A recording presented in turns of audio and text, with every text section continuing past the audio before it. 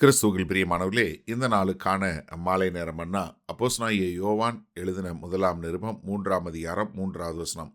1 யோவான் 3:3, 1 John 3:3. அவர் மேல் இப்படிப்பட்ட நம்பிக்கை வைத்திருக்கிறவனவனும் அவர் சுத்தம் உள்ளவராய் இருக்கிறது போல தன்னையும் சுத்திகரித்து கொள்ளுகிறான். அதாவது இந்த நம்பிக்கை எப்படி, நான் கர்த்தர் வெளிப்படும்போது அவரை போல நான் இருப்பேன், நான் அவரை போல ஒரு ஒளியின் சரீரத்தில் அவரோட தரிசிப்பேன் அப்படின்னு சொல்லும்போது, அவர் எப்படி இருக்கிறார், இந்த நம்பிக்கை வைத்திருக்கான் எப்படி இருப்பான், அவர் எப்படி இருக்கிறாரோ அதுபோல தன்னை சுத்திகரித்து கொள்ளக்கூடியவனாய்.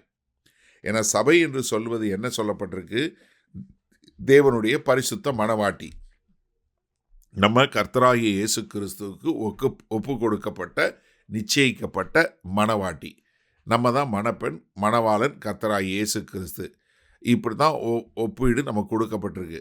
அப்போ திருமணம் நிச்சயிக்கப்பட்டு கணவனுடைய வருகைக்காக எதிர்நோக்கி காத்து கொண்டிருக்கிற ஒரு யூத பெண்மணி எப்படி எந்த வேளையில் அவர் வருவாருன்னு தெரியாது, எப்போதும் தன்னை பாதுகாப்பாய் பரிசுத்தமாய் சுத்தமாய் வைத்துக்கொண்டு ஆயத்தமாய் இருப்பது போல நாமும் நம்மை சுத்திகரித்து கொண்டே இருக்க வேண்டும்.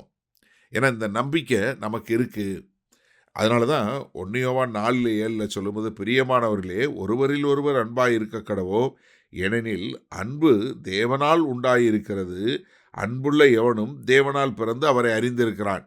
அப்போ எப்படி ஒரு அன்பு எப்படி இருக்குதோ அதே மாதிரி நாமும் என்ன பண்ணணும், அதில் தேறினவர்களாய் வர வேண்டும். அப்போ இயேசு கிறிஸ்து எப்படி சுத்தமாக பரிசுத்தமாக இருக்கிறாரோ அதுபோல் நம்ம ஒவ்வொரு நாளும் நம்மை பரிசுத்தமாய் வைத்து கொள்ள வேண்டியது மிகவும் அவசியம்.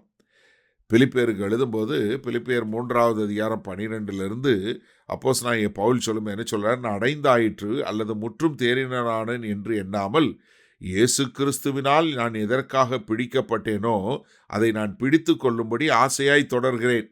சகோதரரே, அதை பிடித்து கொண்டேன் என்று நான் எண்ணுகிறதில்லை, ஒன்று செய்கிறேன், பின்னானவைகளை மறந்து முன்னானவைகளை நாடி கிறிஸ்து இயேசுவுக்குள் தேவன் அழைத்த பரம அழைப்பின் பந்தய பொருளுக்காக இலக்கை நோக்கி தொடர்கிறேன். என்ன, நான் தேறிட்டேன்னு நான் நினைக்கல, நான் முற்றிலும் தேறினேன்னு நினைக்கல.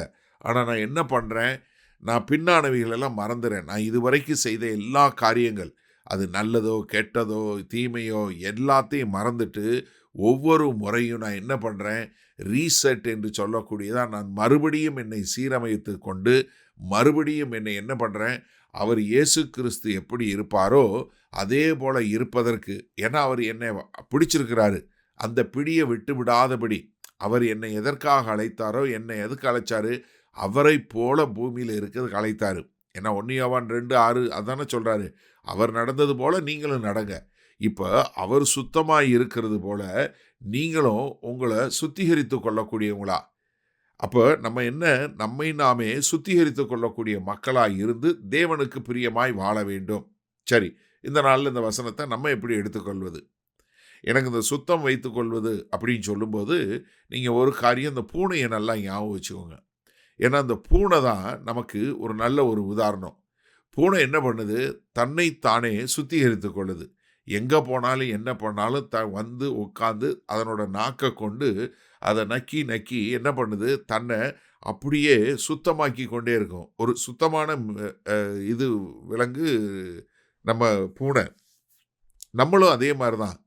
நம்ம என்ன செய்தாலும், நம்ம தவறுதலாய் விழுந்தாலும் சரி, இல்லை பாவத்தில் போனாலும் உடனே என்ன, நம்ம மனம் திரும்பி கர்த்தர்கிட்ட உங்களுடைய பாவங்களை வாயில் அறிக்கை செய்து உங்களை நீங்களே சுத்திகரித்து கொள்ளக்கூடியது. ஏன்னா எப்படி யோவான் தன் நிருபத்தில் 1 யோவானில் சொல்லும்போது 1வது அதிகாரத்தில் என்ன சொல்கிறாரு, நீங்கள் பாவம் இல்லை அப்படின்னு சொன்னீங்கன்னா நீங்கள் அவரை பொய்யனாக்குவீங்க. ஆனால் உங்கள் பாவங்களை அறிக்கை செய்தீங்கன்னா அவருடைய ரத்தம் சகல பாவங்களை நீக்கி நம்மை கழுவி சுத்திகரிக்கக்கூடிய ரத்தம்.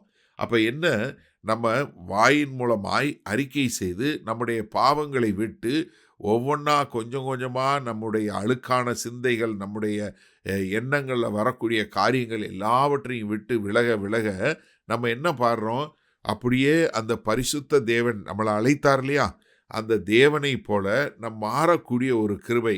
அதனால தான் என்ன, அவர் எப்படி இருக்கிறாரோ அதே மாதிரி நம்ம இருக்க போகிறோம். அந்த நம்பிக்கை இருக்குது. அதனால் அவர் எப்படி இருக்கிறாரு? பரிசுத்தராய் இருக்கிறாரு. நம்மளும் அதை மாதிரி பரிசுத்தமாய் இருக்க கற்றுக்கொள்வோம். நம்மளை சுத்திகரித்து கொண்டே இருக்கணும். ஒரு பூனையை போல நம்ம வாயில் அறிக்கை செய்து அந்த பாவங்களை விட்டு கலைந்து நம்ம ஒரு தேவனை போல கிறிஸ்துவை நம்மை பார்த்தால் கிறிஸ்துவை பார்ப்பது போல ஒரு நம்மளுடைய பழக்கம், எண்ணங்கள், சிந்தை, செயல்கள் எல்லாம் மாற நாம் தேவனுக்கு ஒப்பு கொடுப்போமா? மகா கிருபையும் இரக்கம் நிறைந்த எங்கள் அன்பின் தகப்பனே, இந்த அருமையான நல்ல மாலை வேளைக்காய் நன்றியோடு துதிக்கிறோம். ஆம் ஆண்டவரே, இதோ எங்களை அழைத்த தேவன் பரிசுத்தராய் இருக்கிறது போல நாங்களும் எங்களை சுத்திகரித்து கொண்டே எங்களுடைய பாவங்களை அறிக்கை செய்து விட்டு உமக்கென்று வாழ எங்களை ஒப்புக் கொடுக்கிறோம். இயேசு கிறிஸ்துவின் மூலம் பிதாவே, ஆமேன். கர்த்தர் உங்களை ஆசீர்வதிப்பாராக. நாம் நாளை காலை தினசரி தியானத்தில் சந்திப்போம். Good night.